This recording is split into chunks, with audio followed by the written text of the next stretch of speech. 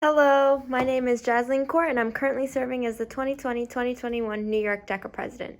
DECA Inc., formerly known as the Distributive Education Clubs of America, is a not-for-profit career and technical student organization with more than 225,000 members in all 50 U.S. states, Washington, D.C., Canada, China, Germany, Poland, Guam, Mexico, Puerto Rico, and Spain. DECA prepares emerging leaders and entrepreneurs in marketing, finance, hospitality, and management in high schools and colleges around the globe.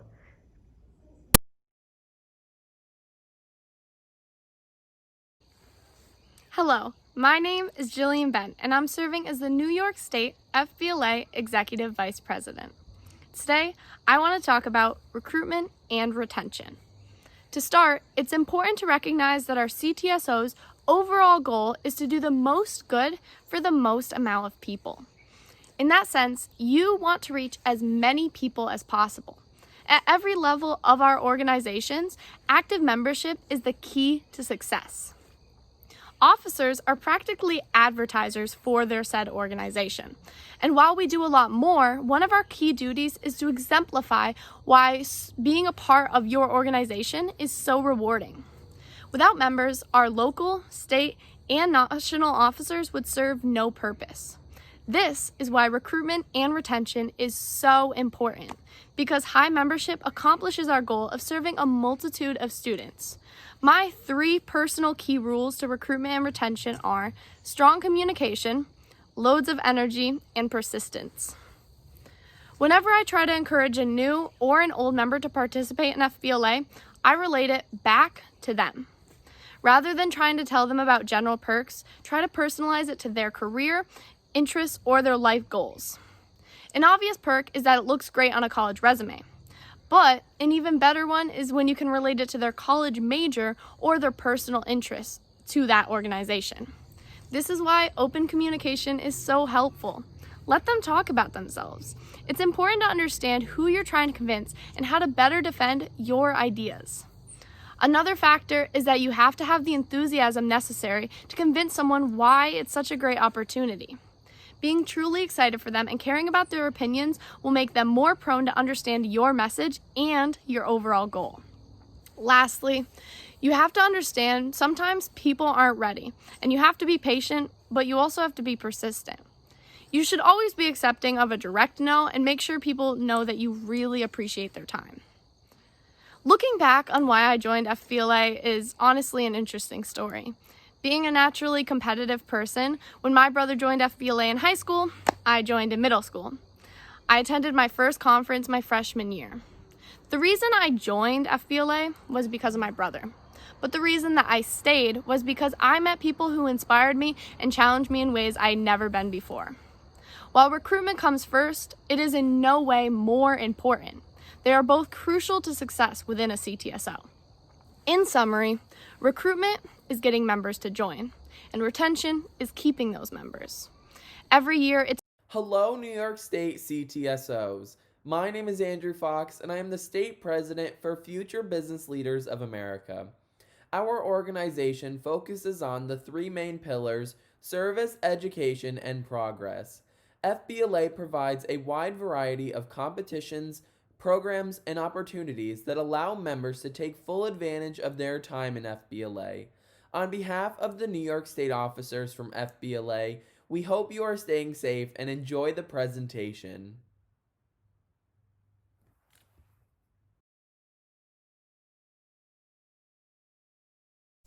Hello, my name is Malcolm Johnson, and I'm the Executive President for New York State FCCLA, which is the Family, Career, and Community Leaders of America.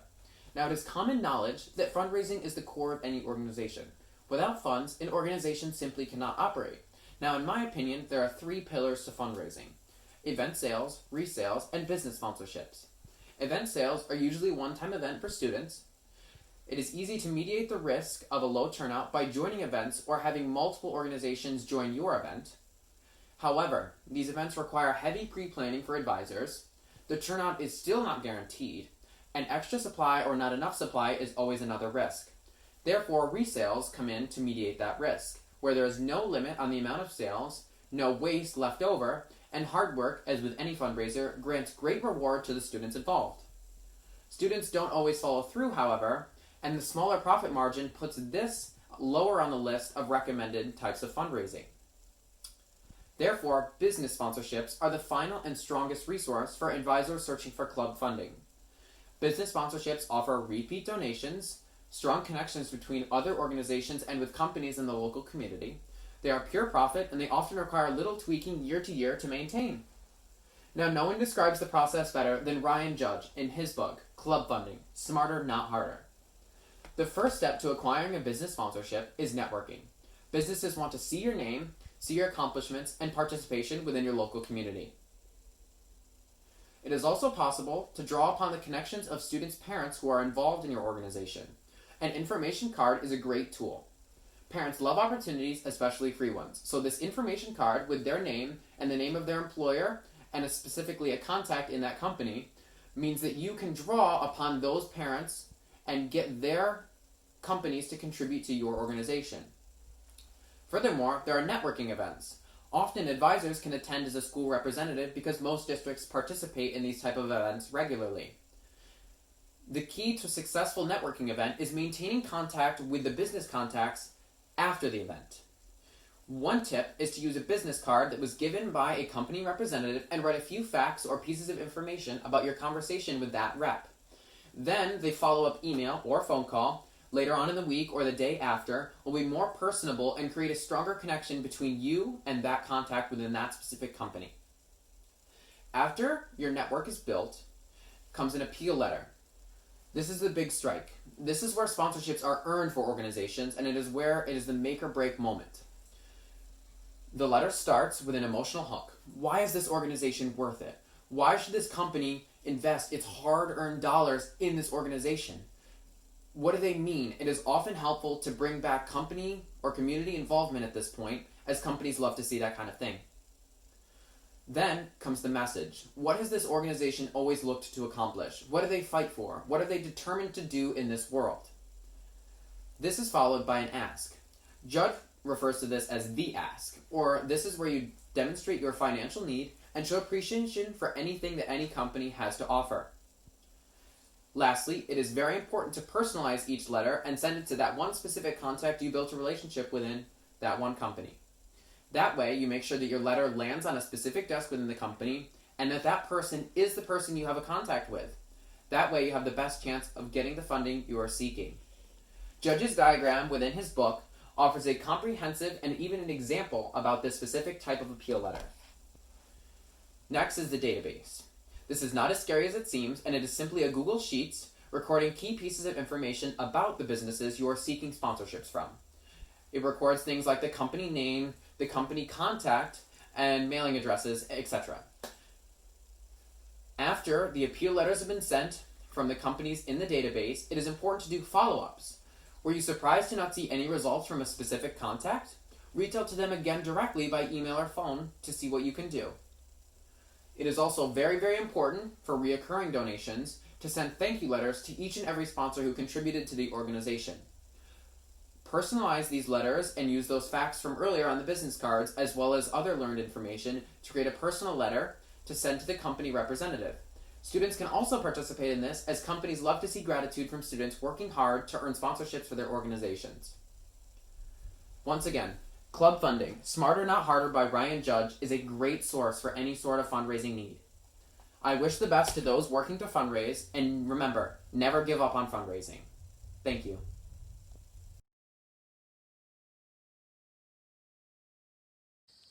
Hello, my name is Triana Burgos Farnan, and I am currently serving as the New York State FFA Vice President. The FFA was founded under the acronym which stood for Future Farmers of America. Now, however, the organization is a place for agricultural education students to gain leadership skills, real-life applications of concepts taught in the classroom, and a network of students from across the nation and even Puerto Rico and the Virgin Islands.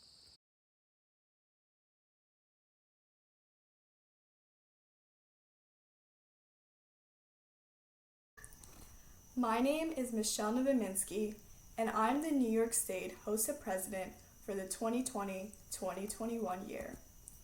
HOSA is an international organization dedicated to helping future health professionals share the values of learning, leadership, service, and innovation.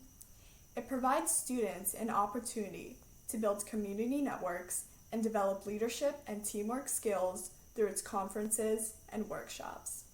CTSOs play an important part in preparing youth people to become productive citizens and to assume roles of leadership in their communities. These organizations provide a unique program of career and leadership development, motivation, and recognition for secondary and post-secondary students.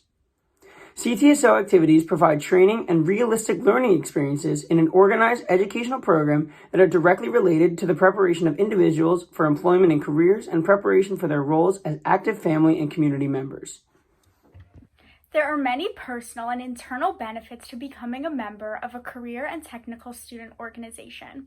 Firstly, CTSOs spur personal development. Through leadership training, competition, and state and district conferences, members of CTSOs experience personal growth and begin to formulate and assume their roles in their communities. CTSOs develop people skills. Each CTSO program helps students skills such as developing interpersonal relationships, teamwork, public speaking, and communication skills. CTSOs develop self-confidence. By experiencing success, again, whether in a leadership role or by speaking to business, industry, or political leaders, or even through a competitive event, CTSO members gain a new sense of self-confidence in their skills and abilities. CTSOs cultivate new friends and develop respect for others. There is no doubt that part of a CTSO is social development and awareness. Many lifelong friendships have developed through CTSO activities. Lastly, CTSOs develop leadership skills. There are even more benefits that come along with membership in a CTSO. CTSOs offer the opportunity to earn scholarships and other awards and forms of recognition. Through participation in CTSO activities, members are often awarded scholarships and other prizes for their efforts. CTSOs also offer the opportunities to travel. Now, many people, even in today's day and age, go on their first real overnight trip away from home while participating in CTSO competition, conferences, and other activities. And that's just the tip of the iceberg. This year, dynamic student participation will be critical in the success of career and technical student organizations. Words cannot describe how pivotal the recruitment and member involvement are in CTSOs. So to help you, we are providing you with some tips on recruitment. First, it's important to recognize that all recruiting is local. Therefore, it's important that your chapter establishes a strong presence in your school community. Motivate and incentivize students to learn more about what your organization does. Second, you need to utilize social media to your advantage. A great way to establish your presence in your community is to have active Instagram, Twitter, and Facebook accounts. These platforms serve as a direct line of communication between members and chapters, as well as marketing your CTSO. Third, promote positive reviews from former members and alumni. Nothing is more persuasive than hearing positive testimonials from former members. Create a promotional video in which former members describe the positive impact CTOs had on their life. These reviews offer a sense of real-world perspective. Lastly, make sure to hold virtual recruitment events. Bring your community together for a virtual bingo or escape room game hosted by your local CTSO chapter. Combine work and play to bring together the community for a fun event while promoting your CTSO's mission and recruiting for your local chapter. Every year, it's important to recruit new members from younger grades or by members bringing their friends to meetings. And it's just as important to retain membership from the past year. Having welcome back meetings and doing more than just work makes students more interested in staying. There are different methods used to recruit and retain, but by trying different techniques within your organization and your chapter, if done correctly, you will find success and see your membership increase. Without understanding the importance of recruitment and retention, it's very easy to lose members and not understand what happened. If you have any specific questions about recruitment and retention, you should contact a state or a national officer of your organization to find out more information. Thank you.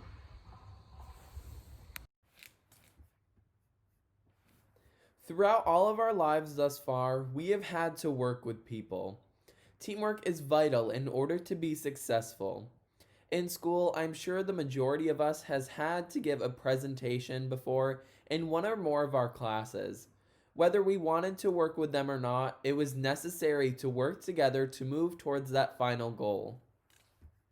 Especially during these times, teamwork is a must in making sure we can continue to stay prosperous and innovate our organizations. Within your respective CTSO, teamwork will be a huge part of the reason we find ways to keep members in our clubs interested and motivated to participate. When working with your local chapters this year, it is important to stay organized, along with staying in contact with one another. A good piece of advice I could give all of you is to set up a weekly time or bi weekly where you and your chapter meets, so that specific time will stay engraved in your students' schedules. In these meetings, you or your other members should discuss ways to stay involved and what your chapter can do as a whole to continue to stay active.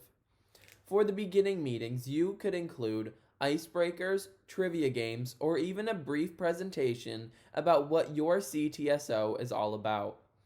All of these are great ways to morph the start of a more united and dedicated group of students. Another main advantage point about teamwork is the ability to work amongst one another to move towards a future of innovation. Whether you are part of your state officer team or your local chapter officers, when you all work together on something that betters the entire group or organization, it makes the job rewarding. During these challenging times, we must not forget why we decided to join our respective organizations in the first place. Through helping one another out on an initiative, it is important to remember the common goal you all started with. I can speak from prior experience that the feeling of knowing you finished and accomplished a goal you set with a group of other dedicated members is one of the best memories that you will cherish from the whole experience. When you are determining your ambitions for this year, always remember the people you will be working with and who you can help through your hard work and determination. The connections and long-lasting friendships you will make within your time in a club or organization is such an amazing opportunity. You never know when you move further down in your life when you might run into someone that you worked with or met while in your CTSO. I have had the opportunity to meet members from around the nation within my time in FBLA. These connections do not just end because of a few conferences being canceled or held virtually. You can still get out there through social media, webinars, Zoom meetings, and more to meet people from around your organization. Do not let our current environment stop you from making some of the best friends and memories that you will cherish for the rest of your life. Overall, I hope each and every one of you have a fantastic school year and stay active within your respective clubs. This has been such an incredible opportunity to share the highlights and benefits to teamwork with all of you. I will now pass it on to one of our another outstanding CTSO officers. Make sure to stay healthy and safe.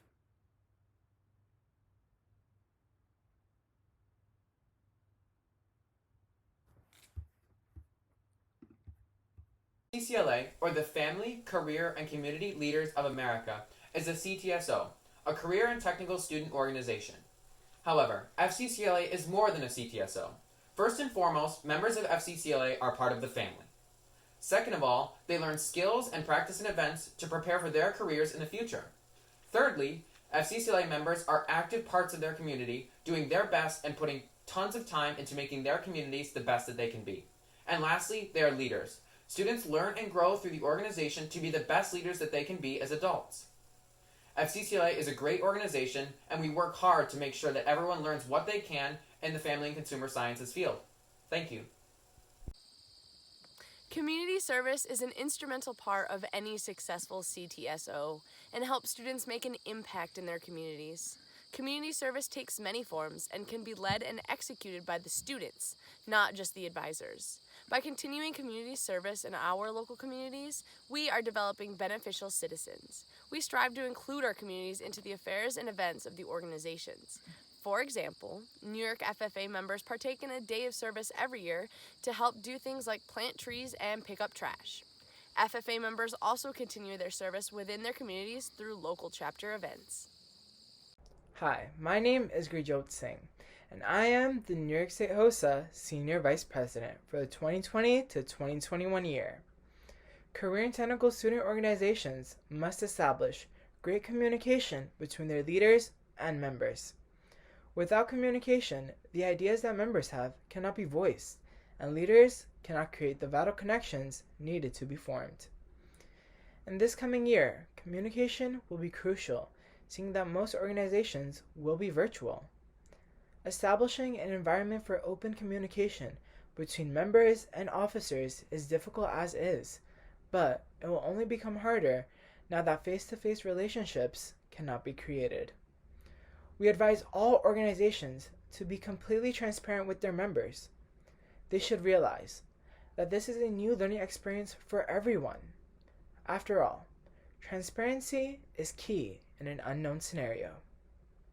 It may also be beneficial for officers and members to communicate or share their own experiences in the last few months. Each of us has had to deal with the ramifications and effects of the continuous threat. But by starting a conversation, it can unify and unite us.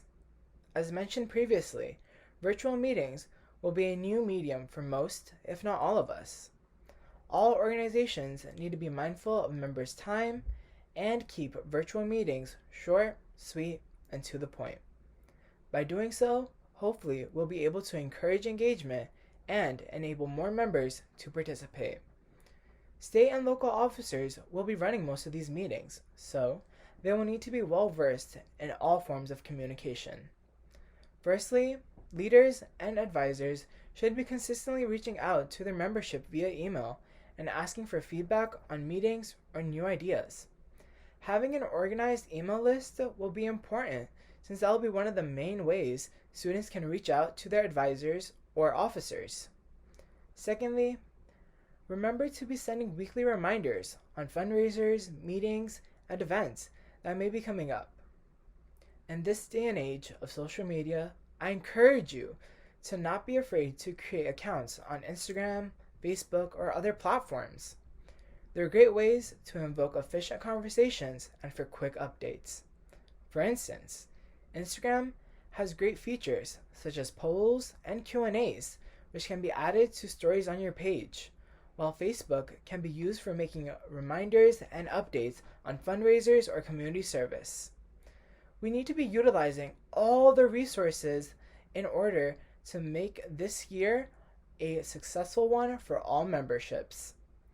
Although we may not be able to have our in-person monthly meetings or events, what we can do is take advantage of the opportunities that we have. As the officers and advisors of various organizations, it is up to us to guide our members and uphold the values which we represent. There is no doubt that we will have to face the unexpected, but as a collective, we hope to band together in an effort to bring leadership, service, and growth to our members and the communities around us. We hope that we have not only advised you, but inspired you to go beyond your limits, for it will be incredibly vital in the coming year. Remember, challenges do lie ahead, but with the help of technology at our fingertips, we can bring our organization and members an experience like never before. Thank you